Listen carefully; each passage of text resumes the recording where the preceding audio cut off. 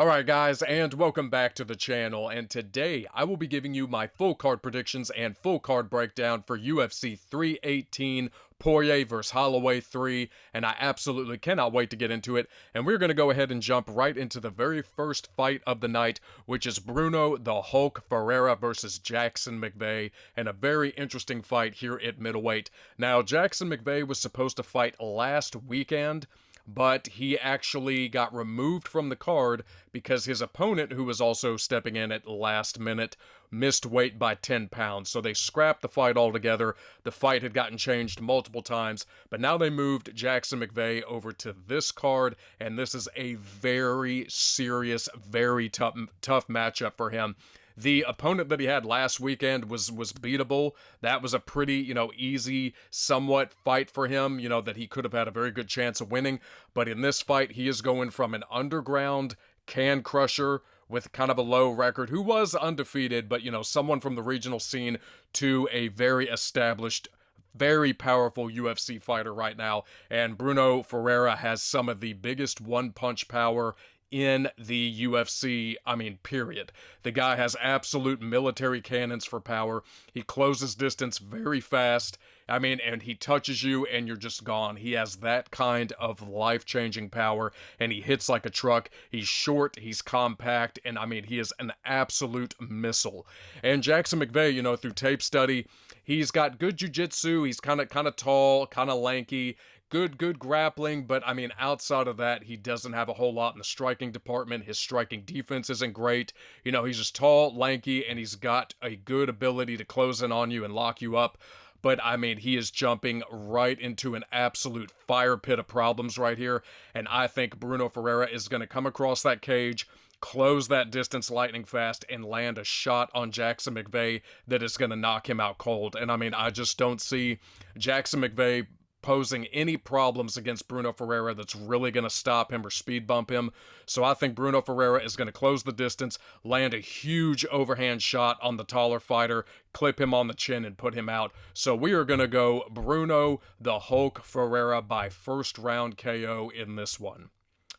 All right, and we are moving on up to Ryan Superman Spann versus Lucas Brzeski, and a big fight here at heavyweight, and a super interesting fight here because Ryan Spann, man, he's so frustrating because Ryan Spann has so much potential. He is so talented. He really, really has the potential to be a top-level fighter if he can just unlock some things in his mental space where he comes into fights and he just makes poor fight IQ mistakes. He kind of locks up. He just kind of gets frozen in moments. And then, he looks like he's doing all right for a minute, and then Ryan Spann just makes a critical mistake. He either gets beat on, knocked out, and it's really tough for Ryan Spann because we've seen glimpses of how good he can be, like when he knocked out Dominic Reyes, and we've seen his striking and his power and his underrated jiu-jitsu. So he has those tools in the bag. He just needs to be able to keep a consistent fight IQ and start to gain that confidence and really put it all together. And Ryan Spann could be a problem in the heavyweight division. He really could. And he is up against Lucas Brzeski, and Lucas Brzeski, on the other hand, is not that good at all. He is pretty underwhelming, pretty below average. He is pretty much just a tall, lanky, just kind of stationary tree. He's not that quick. He's not that fluid. His hands aren't that good. And you can see from his last few fights, he's got 4 losses out of his last 5 fights. He's been knocked out multiple times viciously. One by Waldo Cortez Acosta, where Waldo just spun him around and face planted him, and he kind of skated on his forehead. So Lucas Brzeski is just not good. His striking's not great. His defense is terrible. He's got, tall man syndrome where he's very upright, chin out, hands down. And a lot of guys in the division are going to knock this guy out. And even though Ryan Spann has a lot of mental lapses in the cage, and he has these poor fight IQ moments where he just can't quite seem to put it all together, I think Ryan Spann should easily win this fight. And if Ryan Spann cannot beat someone like Lucas Brzeski, then Ryan Spann does not need to be in the UFC anymore. Ryan Spann should get cut if he loses this fight. But I'm going to go ahead and say, for all of his poor fight IQ mistakes, his fundamentals are good. He's got power. He's got good striking. He's got good jiu-jitsu. And I don't think Lucas Brzeski has much of anything at all. I think he's very low level. He's pretty much a tomato can at this point. And I think Ryan Spann is going to come out. He's going to find the range, test the range, find that space, find that timing, and I think he is going to crack Lucas Brzeski on that tall, wide open chin and put him down like a California redwood. He's just going to topple, and that's going to be it. So I'm going to give Ryan Spann the chance here, and I'm going to pick Ryan Spann by first round KO in this fight. And I feel like it should be pretty easy for him. I mean, Lucas Brzeski's just not athletic. He's not quick. He's just not that good overall. And I think when he knocks Lucas Brzeski out, or he could possibly submit him, Ryan Spann has great guillotine chokes. He has great submissions. But no matter the case, however Ryan Spann finishes Lucas Brzeski, I think that should be the end of Lucas Brzeski, and I think he gets cut. So we are going Ryan Superman Spann by first round KO in this one. All right, and moving on up to one of the best fights of the night, we are looking at Kevin the Trailblazer Holland versus D-Rod Daniel Rodriguez, and this is going to be a striker's delight. Such a fun fight, such a good matchup, because Daniel D-Rod Rodriguez is one of the best street-style boxers in the UFC. He's just got good stand-up, good solid boxing, good head movement, good combinations. And then you look over at Kevin Holland, and Kevin Holland, it's so frustrating because we know how talented Kevin Holland is. When Kevin Holland comes into a fight and he cares and he wants a win, Kevin Holland looks phenomenal. He's got great striking, laser cannon shots. I mean, when he uses his distance and his reach, man, you know, Kevin Holland can put it on you and he can bust you up from distance. And then the other thing with Kevin Holland is that he has some of the best underrated jiu-jitsu in the UFC. His jiu-jitsu, which is crazy because Kevin Holland has primarily his entire career, mostly his UFC career, but even outside of that has been primarily a striker. You know, and when he puts it all together, man, his striking is fluid, his range is great. He keeps you at the end of his shots, and he lands lasers, man. Like we saw what he did to Joaquin Buckley back about 5 years ago. Hit him with a laser cannon down the center and just put Buckley down and out. So Kevin Holland has always primarily been a striker, but it almost seems like recently his striking is starting to kind of become secondary to his jiu-jitsu. His jiu-jitsu is starting to get ahead in the race of his striking, and his jiu-jitsu has been looking incredible. I mean, he's been submitting guys left and right, and what he did recently in his last fight to Vicente Luque was incredible. Now, Luque is on the tail end of his career, and Luque's struggling, but at one point, Vicente Luque was one of the biggest dark horses in the UFC. He had incredible boxing, top-level, top-shelf, deadly jiu-jitsu, and Vicente Luque was such a problem just a few years ago. Nobody was beating that guy, you know, and then Vicente Luque started to kind of hit a little bit of a downslide, and Kevin Holland, even though I picked him in that fight to beat Vicente Luque, I did not think he was going to submit Vicente Luque. Nobody does that to Vicente. And he wrapped him up in a Darce choke and tapped him. So Kevin Holland's jiu-jitsu is just becoming so elite, and it's surpassing his striking. And in this fight, I think it's going to be such a fun back and forth on the feet. I think they're just going to be exchanging. D-Rod's going to be coming in with that boxing style, looking to land shots. Kevin Holland's going to be keeping it, you know, slick on the outside. He's going to be finding his time and going to be finding his range. And in this fight, I think at some point, I think this fight is most likely going to a decision. I don't think Kevin Holland is knocking D-Rod out. I don't think that's happening, but I do think he has the power to hurt D-Rod, to rock him and stumble him, kind of drop him down. And in this fight, I think Kevin Holland is, if he wants the win, if he gives a shit, because when he doesn't care, that's when he has the most underwhelming performances of his career, and it's so frustrating because he clearly doesn't care about being a champion. He's made that very clear in the media. He doesn't care about winning the belt, so sometimes he just doesn't care. But when Kevin Holland does care, he's a problem, and he could be a future title contender if he really puts his mind to it and decides that he wants to be a future champion. But I think in this fight, Kevin Holland is going to come into this fight. He's on a 2-fight win streak. I think he is going to care in this fight, and I expect him to be the better striker. I think he will be able to keep that range on D-Rod. You know, he's going to wind up having about a 6 to 7 inch reach here. He's going to have a big reach on Daniel Rodriguez. I think he can keep D-Rod at the end of his shots, stay out of the pocket, pop him with jabs, pop him with left, you know, 1-2 combinations, and I think at a point, this fight most likely goes to a decision, and Kevin Holland wins a 30-27 unanimous decision. But I think Kevin Holland might actually hurt D-Rod in this fight, stumble him, drop him down, and then I think he gets on top of Kevin, and I'm sorry, I think he gets on top of D-Rod, and I think he can actually submit Daniel Rodriguez. Daniel Rodriguez has been submitted before.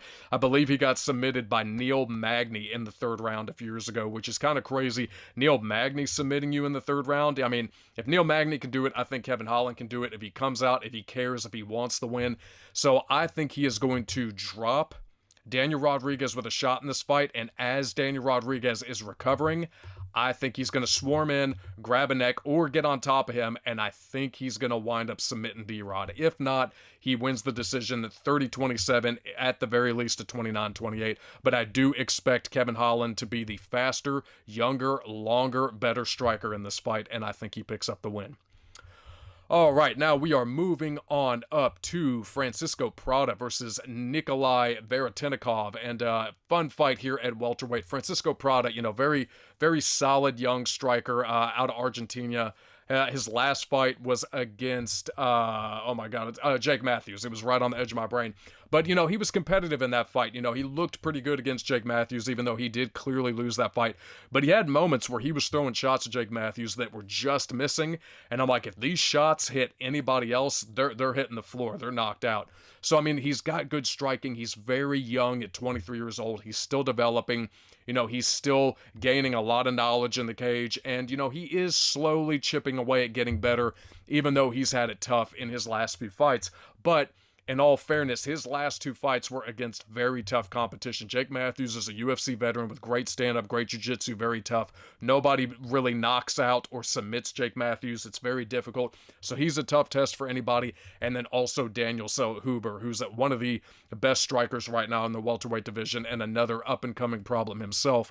So, you know, Francisco Prado's just had two tough fights in his last few fights. But outside of that, you know, the kid still looks very solid. And with Nikolai Veretennikov, you know, he's 35. He's getting up there in age. He came into the UFC against Austin Vanderfort, which is Paige Van Zandt's husband. And Austin Vanderfort, you know, nothing to write home about. He's not that good. He's okay. He does have some pretty decent performances, some good knockouts here and there. But I don't think Austin Vanderfort's ever going to be a top 5 fighter. I don't think he's ever going to be a future title contender. And he's definitely not going to be a future champion. But, you know, Veretennikov looked in that fight, didn't look great, and then Austin Vanderfort was able to just come out and TKO him. And in this fight, even though I think it's a pretty interesting matchup, and Francisco Prado has had it tough, you know, in 3 of his last 4 fights, I think he is just going to be the better fighter here. I think he's going to be younger. I think he's going to be quicker, and I do expect his striking to get it done. Now, I think this fight is most likely going to go to a decision, but Francisco Prado, all of his wins have been finishes. He has not won a fight by decision. So when he decides, I'm going to win tonight, it's by finish. And the kid can beat on you. He's got good TKOs. He had a very good TKO win against Ataman Azaitar back a while ago. You know, just beat him up, brutalized him on the ground, busted him up. So I am actually, in this fight, I'm going to give Francisco Prado a chance to catch Nikolai Veretennikov like Austin Vanderfort did, and I think he can just brutalize him, ground and pound him, and I'm going to pick him to get the TKO in this one. I'm going to say he gets a second round TKO against Nikolai Veretennikov, and if not, I think he wins the decision pretty easily. I don't see a lot of promise in Veretennikov. He looks very average. Plus, he's 35. He's not going to get much better than where he's at now if he hasn't already gotten, you know, at that top level. So I think Veretennikov is going to struggle in this fight, and Francisco Prado picks up the win here. All right, and now we are moving on up to Jimmy the Crute Brute versus Marcin Prachnio, and interesting fight here at light heavyweight. Now, over on the Jimmy Crute side, man, it has been tough for Jimmy Crute. I mean, he has not won a fight since 2021, you know, and he's had a lot of losses. He's had some draws, you know, so it's been really tough on Jimmy, you know, and back when Jimmy was winning fights, you know, he showed signs of promise. He has good jiu-jitsu, pretty decent striking, but then he just kind of hit a wall. He had a lot of time off, got knocked out by Jamal Hill, had the decision majority draw against Alonzo Menafield, and then he had the draw back a few months ago against Rodolfo Bellato, which was a very close fight, very competitive fight. I thought Rodolfo Bellato won the fight, just barely, 29-28. But, I mean, it was a very close fight, very back and forth. So the draw was not completely unwarranted. But, you know, looking on the other side here at Marcin Prachnio, Marcin Prachnio is just, he's not that good, man. He's just kind of a slow, dumpy, plodding type striker. He doesn't have one-shot power. His striking, he doesn't put combinations together very well. He's not much of a threat anywhere. He's just kind of there, and he's kind of tough, kind of hangs in there, but he's just not much of a threat, and he's not that elite in any one area. And Jimmy Crute, he's not either, but in this fight, Jimmy Crute is younger. He's only 29 years old. Marcin Prachnio is 37. He's going to be 38 pretty soon. He's getting up there in age. He's not going to be a future title contender. He's never going to be a top-level fighter. He's very average, very mid. And if this was anybody else, I'd be real hesitant. It would be a real tough coin flip, and I would be scared to give Jimmy Crute a shot against anybody younger or better. But in this fight, I am actually going to give Jimmy Crute a chance here. I think Jimmy Crute can get back on track against, from coming off the draw against Rodolfo Bellato, and he looked decent in that fight. He didn't get steamrolled. He didn't look real bad at any point in that fight, so that was kind of promising. I thought Rodolfo Bellato was going to kind of run through Jimmy Crute, and he didn't. So I think Jimmy Crute still has potential. He still has the potential to turn it around, get a second win in his career, and start to kind of put it together and hit, more of a prime. And, Jimmy Crute's never going to be top level. He's never going to be elite, but I think he can turn it around in this fight, and I think he will be better than Marcin Prachnio. And in this fight, I think he is actually going to get Marcin Prachnio down. I think his grappling is going to come into play. I think he's going to get takedowns. I think he's going to get on top of Marcin Prachnio, and I think he is going to wind up submitting Marcin Prachnio, because Jimmy Crute has very underrated jiu-jitsu, and he's submitted a lot of guys, and a lot of people forget he submitted Paul Craig back in the day. And Paul Craig is not that good. He's kind of a can himself, but Paul Craig has very good jiu-jitsu. He has fantastic jiu-jitsu off his back and when he's on top, and nobody submits Paul Craig, even though he's not great. But Jimmy Crute did, and he has submitted guys with Kimuras and arm bars, so his jiu-jitsu's underrated. And I think Jimmy Crute can get the slower, dumpier, kind of mid Marcin Prachnio down. I think he can get on top of him, and I think he will submit him. So we are going to go Jimmy Crute by second round submission. All right, and now we are moving on up to Carly Judice versus Nicole Caliari. And a very interesting fight here at women's flyweight. Now, Carly Judice fighting out of Lafayette, Louisiana. They're in New Orleans, Dustin Poirier's hometown, so she's a Poirier girl. And, she's got really good striking, in her last fight. Picked up a huge head kick win against Eunice Dubin. Very, very impressive performance there. And, she's got solid striking, still pretty young into her fighting career with a 4-2 record at 26 years old. So she's got a lot of work to do, a lot more experience to build and, to really add on to this record. And then we look over at Nicole Caliari, and, 28 years old, a little older than Carly, and a little more fight experience under her belt. She's got good jiu-jitsu, a lot of submission wins, but outside of that, had a close split decision loss against Ernesto Caracate. And, she's looked pretty solid, but, Carly Judice, on the other hand, I think in her last fight, she looked really good. That striking looked sharp. That head kick was nasty. And she is going to have a massive height and reach advantage on Nicole Caliari. And I think, Caliari has a chance to get her down and maybe submit her. But if she cannot close the distance, get a hold of Carly and take her down, I think she's going to get beat up on the feet. And I think, Judice is just going to, that range, the length of striking, she's going to be able to keep Caliari at a distance, and I think she's going to bust her up. She might knock her out, but I'm going to go ahead and say that Caliari does not have as much success with the grappling as she historically has, and I think Carly Judice is going to keep it on the feet in front of her hometown crowd, and I think she's going to wind up busting Nicole Caliari up for 3 rounds. So I'm going to pick Carly Judice by decision. I think she will most likely pick up a 30-27 unanimous decision if she doesn't knock Nicole Caliari out, which is very much on the table to happen. Maybe she scores another head kick, but I'm going to say Carly's the better striker, the longer striker, the taller fighter, and she's able to stuff the takedowns and just beat her up on the feet. So Carly Judice by decision is the official pick.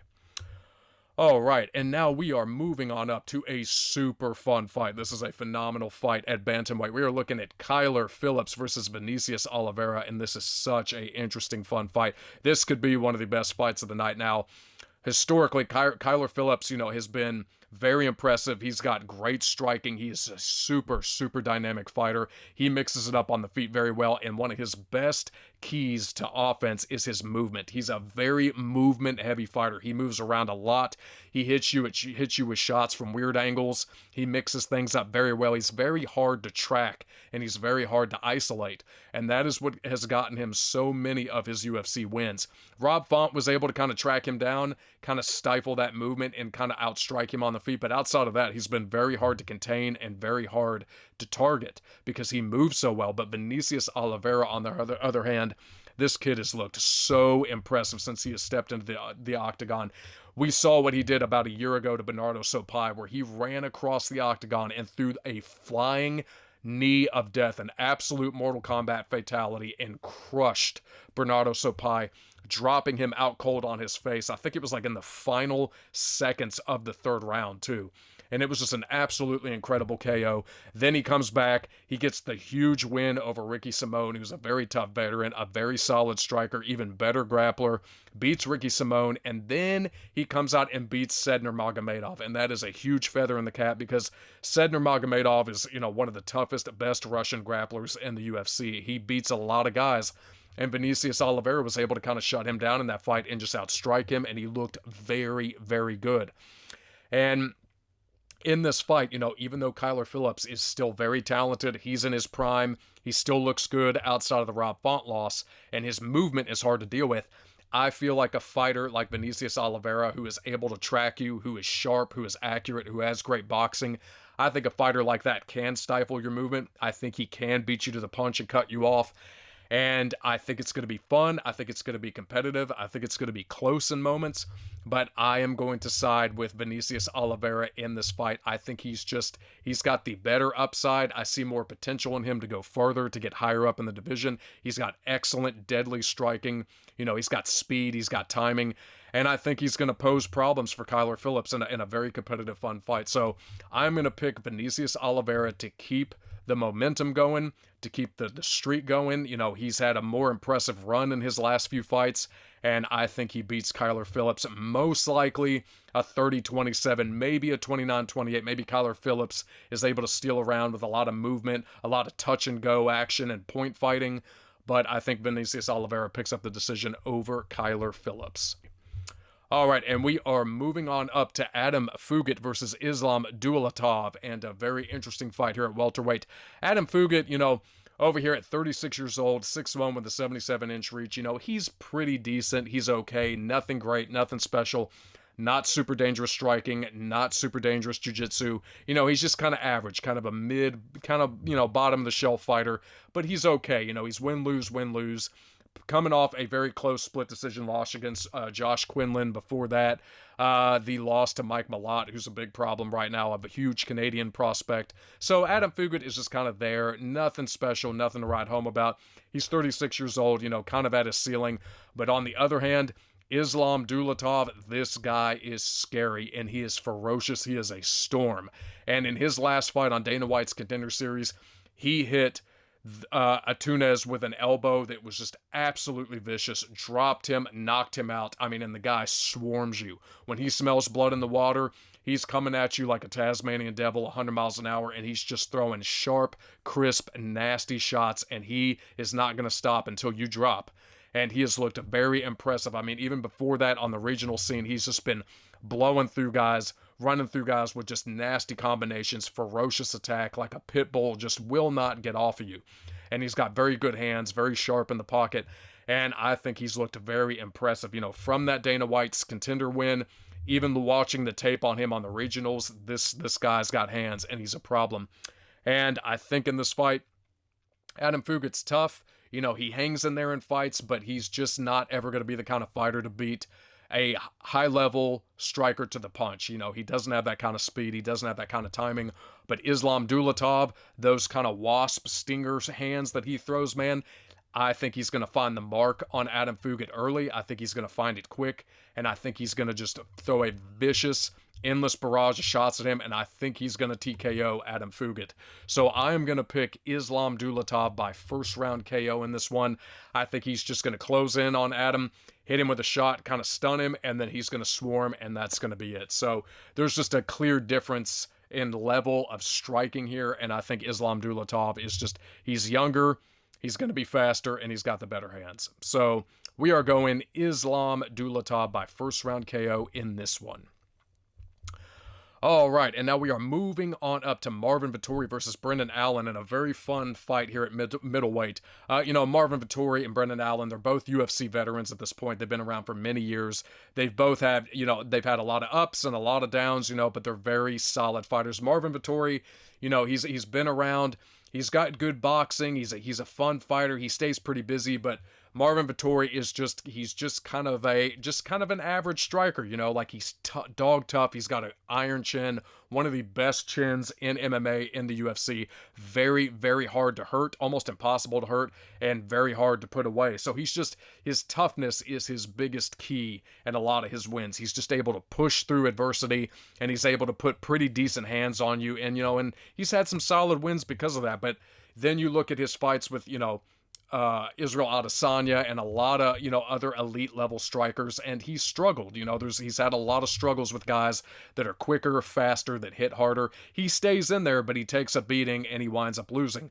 And in his last fight, his comeback fight against Roman Dolidze, that rematch, he did not look good in that fight. He looked very slow. He looked very unsure. He looked very hesitant, and I didn't like the way he looked. Even though he won the first Roman Dolidze fight, he did not look good in that fight. So it was really, really kind of underwhelming. And on the other hand, Brendan Allen, was on a nice streak, and then he hit the up-and-coming French problem, Nasruddin Imavov, which he's one of the best strikers in the company right now, a future title contender. He just beat Israel Adesanya, the biggest feather in the cap of his career. And then before that, he wound up running into the freight train grappler Anthony Fluffy Hernandez, who is one of the biggest underdog, dark horse problems in the division. Anybody who fights Anthony Hernandez is going to have a tough time, because he is just a smothering blanket of relentless grappling, the pressure, and cardio. And he's a tough fight for any jiu-jitsu fighter, because he's just able to stifle your game and smother you out with his dog toughness, his grappling, his clinch work. And Brendan Allen succumbed to that. He was not able to overcome it. But in this fight, Brendan Allen has the bigger upside in skills. Brendan Allen's grappling is still phenomenal. He's one of the best jiu-jitsu fighters in the company. When he gets a hold of you and he can control you, he's a problem. And his grappling is his bread and butter. His striking's all right, but his grappling is easily his top shelf key to victory. And, Brendan Allen just has a massive weapon in this fight that can help him get through it, where Marvin Vettori is just kind of average. He's got a little tools in his belt, okay striking, good toughness, can kind of grapple against the cage here and there. But, Marvin Vettori is just not dangerous in any one particular area, and that's what makes it hard to pick him in a lot of fights, because he just never has a clear way where you go, oh, he's going to knock that guy out, or he's going to clearly wrestle that guy and out-grapple him. Marvin Vettori just does not have that one standout feature where you can trust and rely on. But Brendan Allen does. He's a relentless grappler.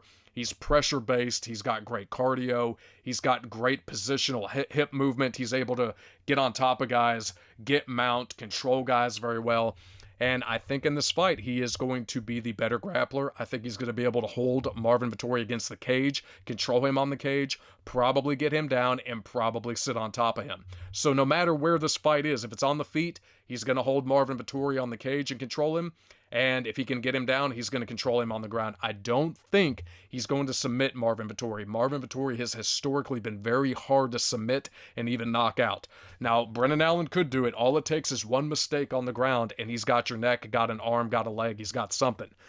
But I think in this fight, it's going to come down to control, and I think Brendan Allen is just going to be the better grappler, and he's just going to control and hold Marvin Vettori. So I think Brendan Allen is going to win this fight by decision. I think he wins the fight 30-27.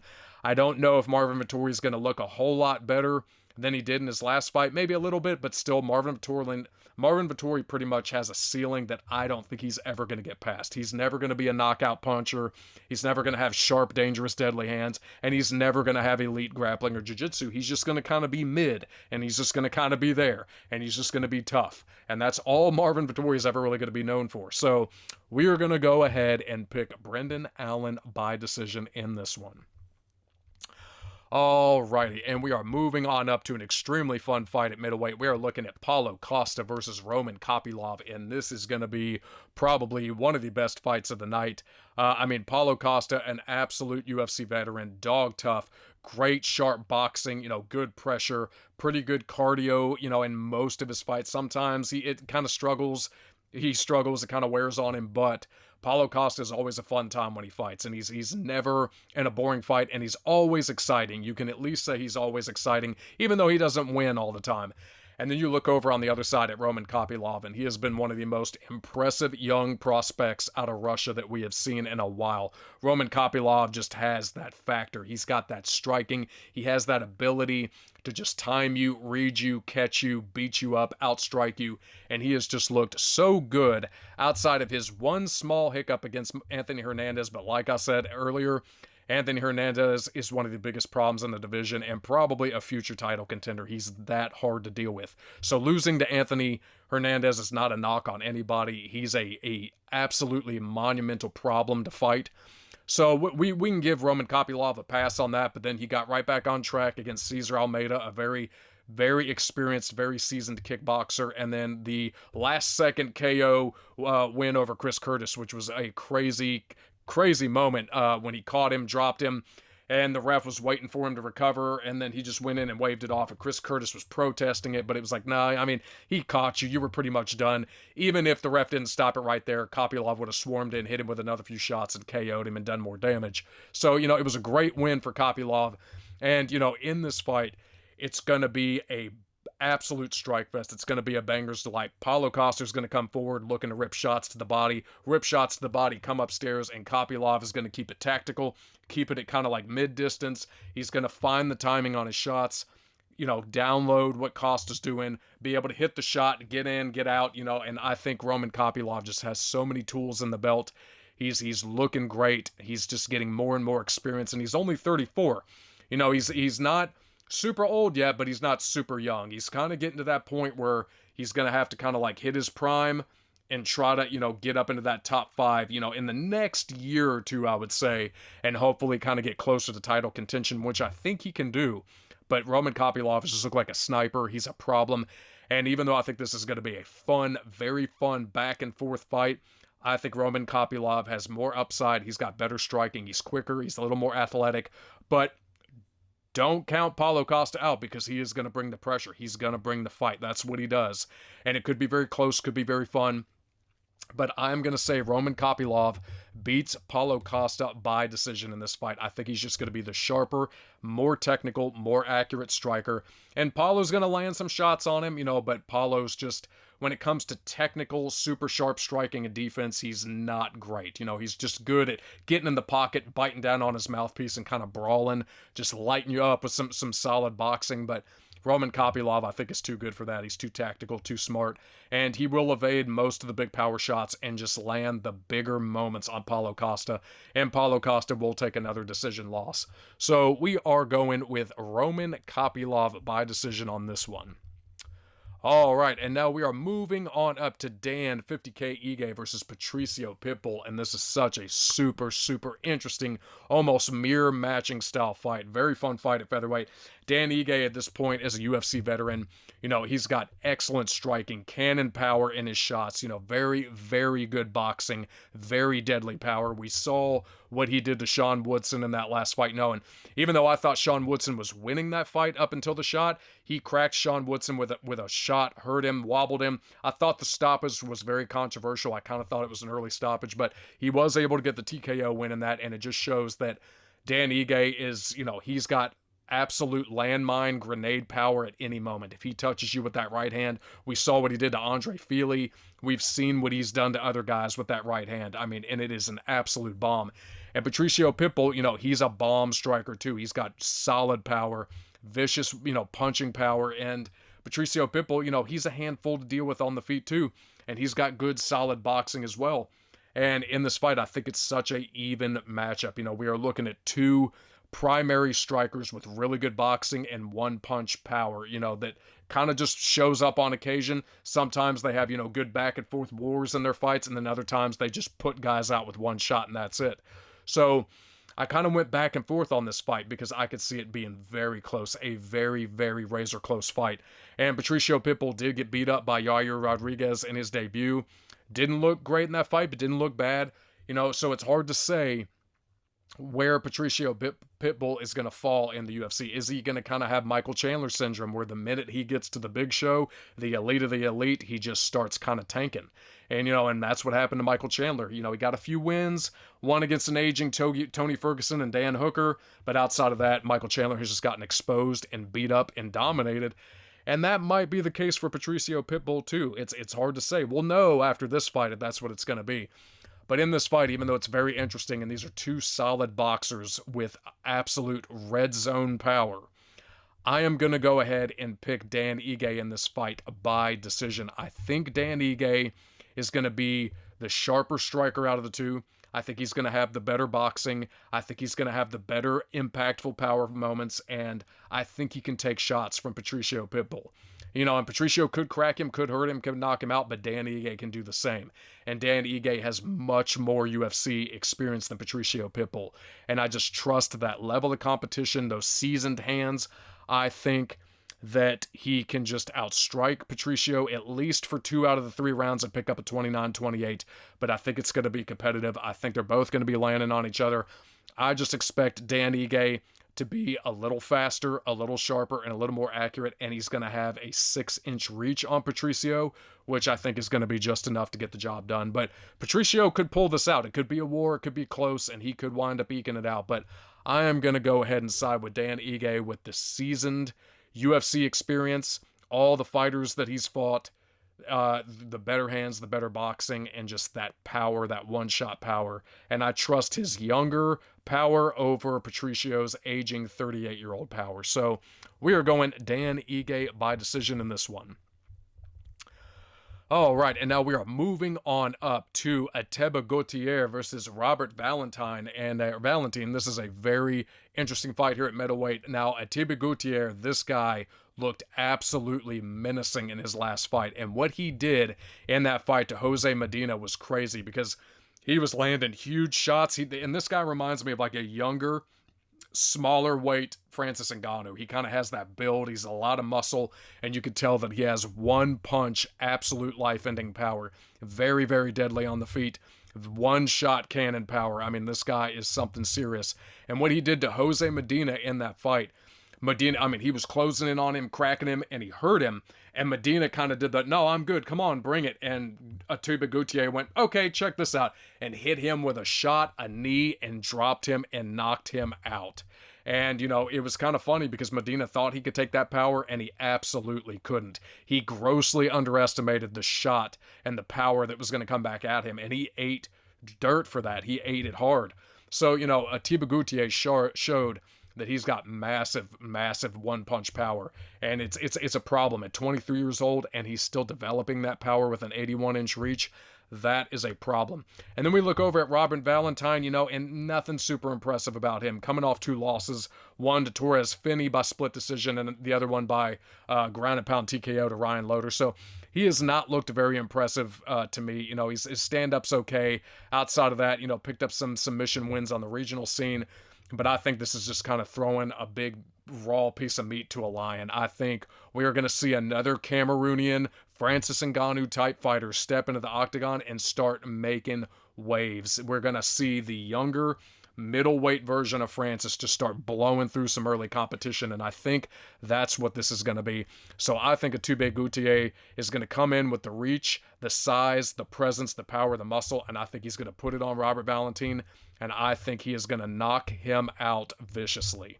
So I am going Ateba Gautier, the smaller middleweight Francis Ngannou by first round KO, and we are going to see another Cameroonian missile problem on our hand.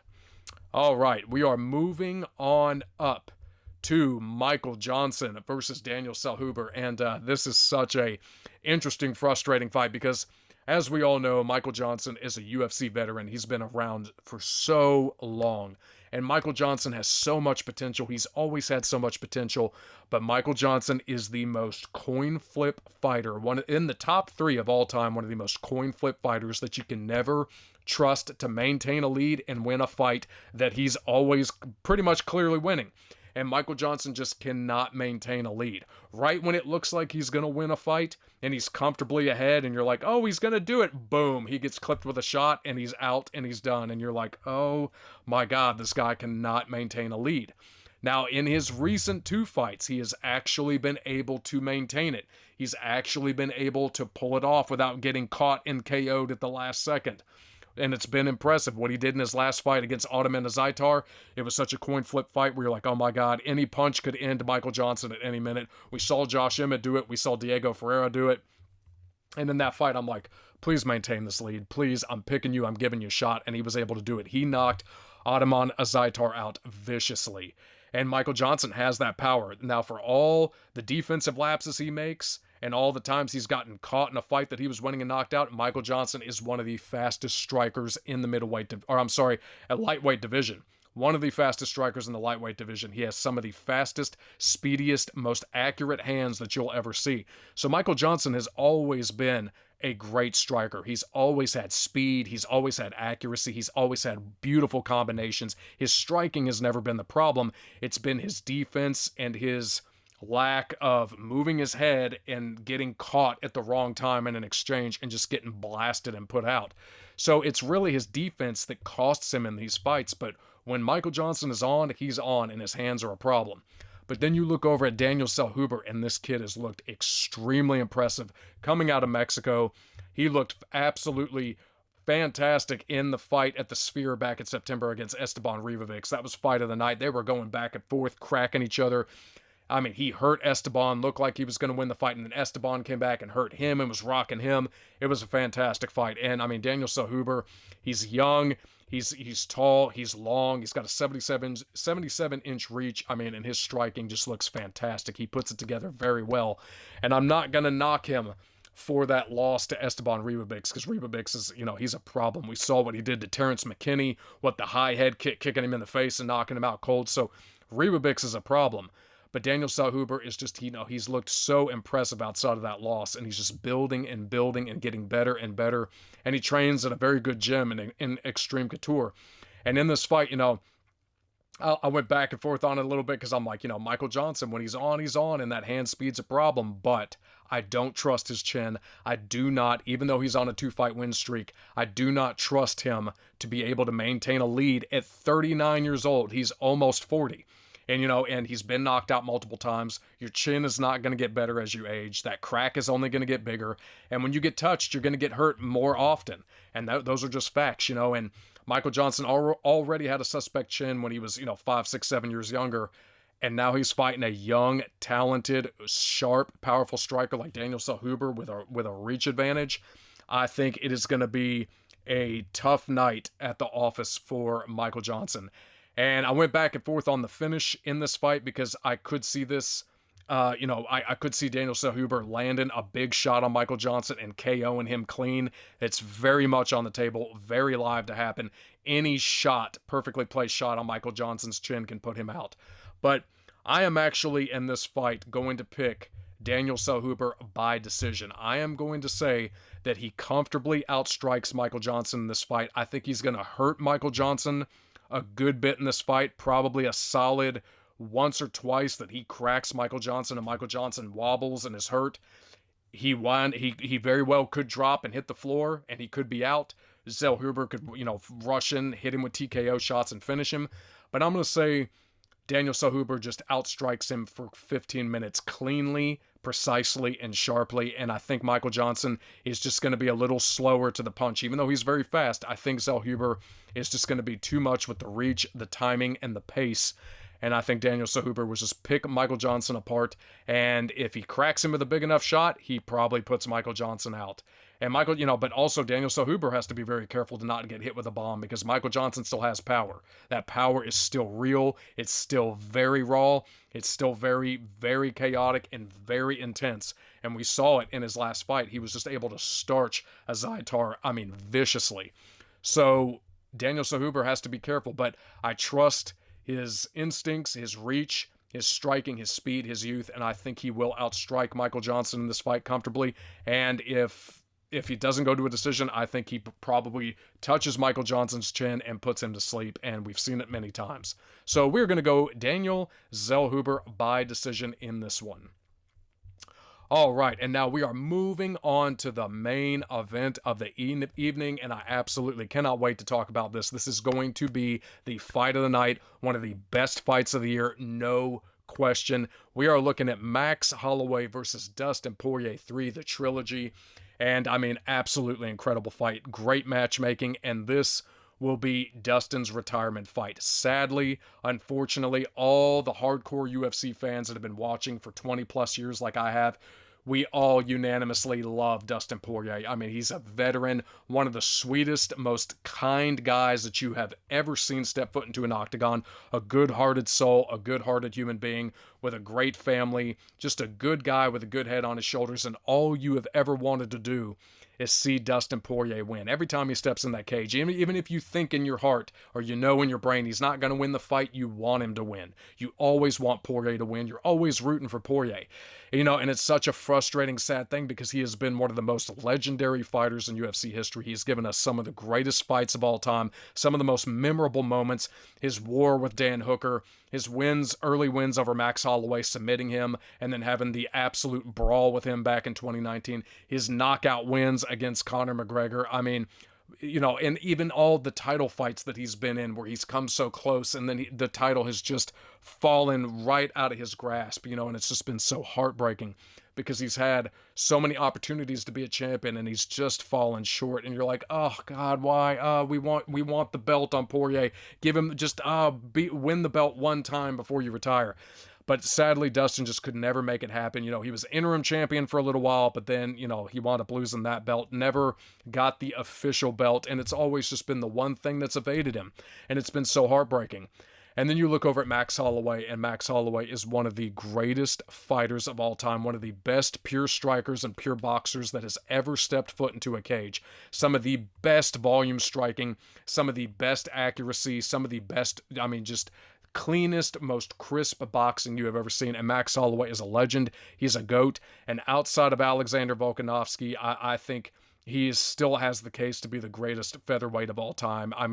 He is just absolutely incredible. What he did to Justin Gaethje a year ago, the greatest last-second KO on the buzzer that we will ever see, that any fight fan has ever seen.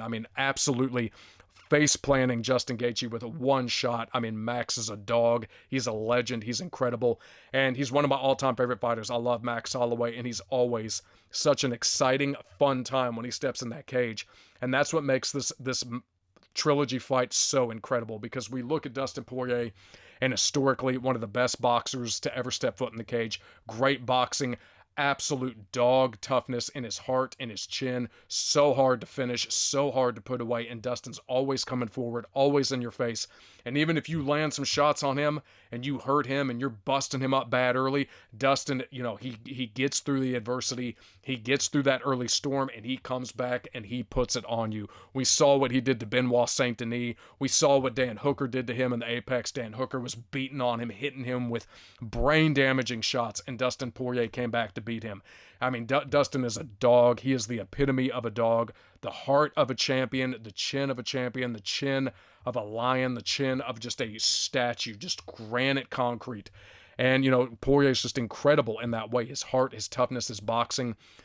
But then you look over at Max Holloway, and outside of Alexander Volkanovski and Ilia Topuria,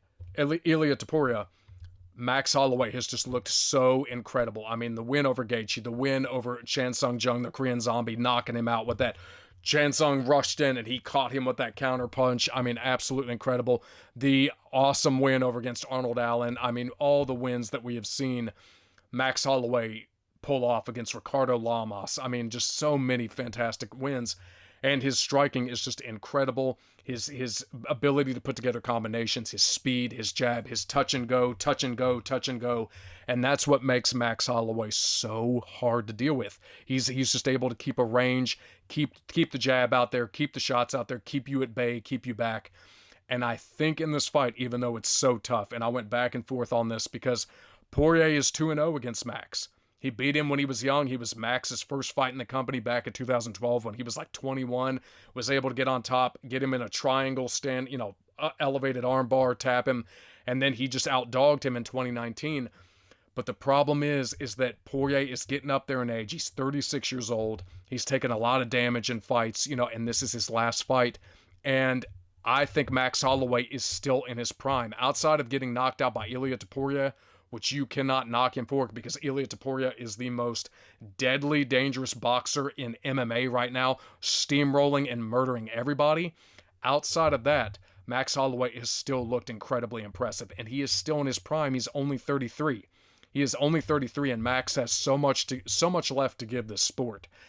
And I think Max Holloway in this fight, even though Dustin's going to have the chin and the toughness and the boxing, I think Max has the speed and the volume and the ability to touch and go, touch and go, touch and go. And over 5 rounds, I don't think Dustin is going to be able to just get in on him, crack him with big shots for the majority of rounds and hurt Max. I don't think it's going to happen again. So I think Max in this fight is just the touch and go, his movement, his volume, his 1-2s, his speed, his combinations. I think he's going to be able to get it done, and I think he's finally going to be able to topple Dustin Poirier.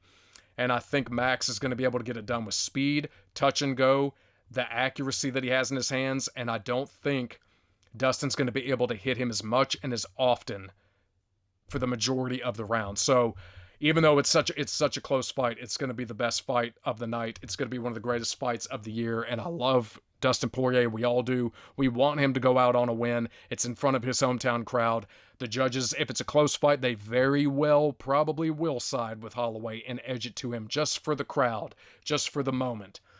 But when it all is said and done, I think Max Holloway is still a dangerous problem. He's still in his prime. I think he's faster. He's got the better combination, the better touch and go, and he's just a little quicker, and I am going to pick Max Holloway by decision. I think he is going to beat Poirier 48-47, 3-2. I think he's going to edge 3 rounds with volume, speed, and sharpness. And Poirier's he's gonna put his heart out there. He's going to put that toughness out there, that dog out there, but I think he's going to fall just short, and I think it's going to be a little heartbreaking, but I'm going to go Max Holloway to get the upset over Dustin Poirier in his final fight. All right, ladies and gentlemen, thank you so much for watching this. If you enjoyed what you saw today, please leave a like. Please subscribe. It massively helps me out, and I will see you with my predictions for UFC 319. Take care.